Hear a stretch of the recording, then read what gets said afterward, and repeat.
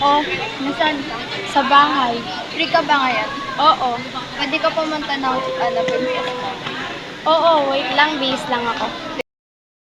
Uy, nandyan ka na. Kaya ano ka pa dito? Di bago-bago lang. Tara, tara na.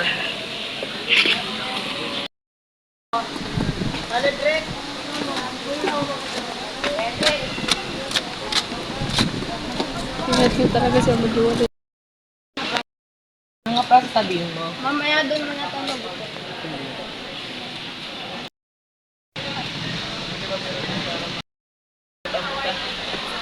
Yun na ba yung final?